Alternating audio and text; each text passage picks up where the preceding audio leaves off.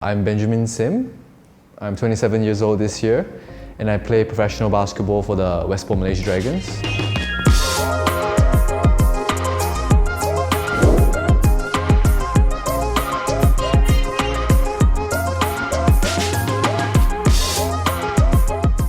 So I started playing basketball when I was 14. It's actually pretty late. And prior to that, I was actually an athlete. I ran, I swam, I did a bit of everything. I played football, badminton, but basketball somehow stuck with me.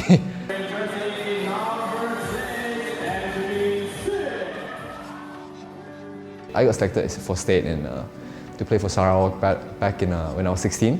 I got selected to play for Malaysia when I was 17. I played 17, 18. When I was 19, I left Malaysia to go to further my studies in Australia. So in Australia, I actually played Big V basketball. It's generally like the interstate, interdivision in Australia, primarily in Melbourne itself. Then I came back to Malaysia when I was 20. When I graduated when I was 23, and after that, I actually had a small break from basketball because I came back to help family business and all that. Slowly realized that I didn't want to put a ceiling on myself too early. I wanted to try the corporate scene a bit. So I went to KPMG. That's where I did 1 year of audit in Kuching. And then an opportunity came to move to KL. So I was trying to juggle playing basketball at night and the corporate scene. There's so many competitions. Basketball's a lot more exciting here. I joined a local team here and then started playing a lot more. It started being hard to juggle both work and basketball. And eventually I had to pick one. And you don't get younger, so opportunity came knocking on my door again with the Dragons, and I just had to take it this time around. I'm out of my game after many people. Like back when I started was during the Kobe era. Everybody wanted to do fadeaways. Everybody wanted to do his drives, his dunks. I didn't try to do any of that. I tried to shoot well. I was quite a good shooter back when I was 18. That being said, I tried to model myself after his character the most. Kyrie was the guy that I really looked up to. John Wall for a bit for his speed, athleticism, just raw talent. We wind it back all the way back when I was 14, when I started basketball.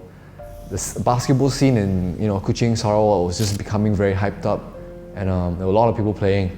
As funny as it sounds, I didn't used to watch the NBA, but I used to look at the older kids play. And there was this one guy, he actually moved to Australia, he lived in Australia. He was studying to be a doctor.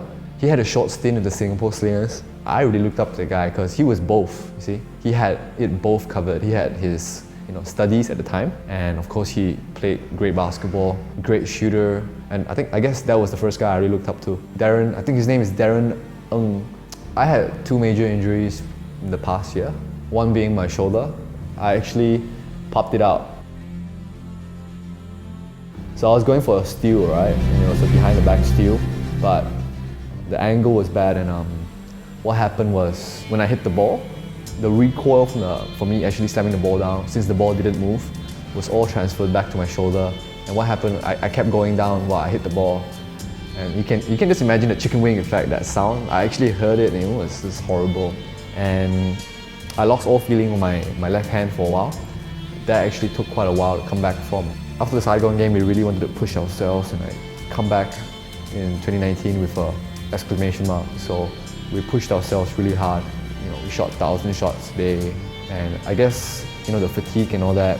In the process of all that, obviously I hurt my MCL, and what happened was I got a grade 2 MCL tear. So it's like a full-time job. You wake up at about 8, you go to work, you go for team practice, you eat.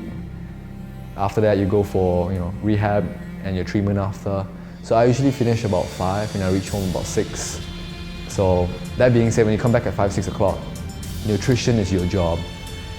Further icing it probably, or if you have a tense machine, doing some more on your leg, or trying not to get injured again, taking care of your mental state. These things automatically become part of your job as well as a professional player. I reckon one major problem in Malaysia for players trying to get to the next level is they don't actually know what to expect. One advice would be, actually there's tons of advice. One thing would be professionalism. Get used to it. You're not gonna play basketball and be a professional basketball player if you start acting childish. If you're gonna play professional basketball, there's this certain level of ethics, professionalism, certain type of culture you're gonna bring in. There's this second thing I want to actually really emphasize is have an education.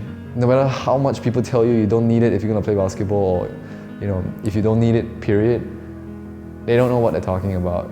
So the education aspect is more for continuity. After you finish playing basketball, or while you're playing basketball, a lot of things you can apply, and lots of things that will keep you relevant after your career. So if you want to continue playing basketball, the main thing I'd say is actually get a proper education and work hard at it. This applies to everything else, not just basketball. If you're gonna invest your time and have to sacrifice for something, you might as well try your best to get something out of it. Which means, if I play basketball, I'm gonna give it 100%.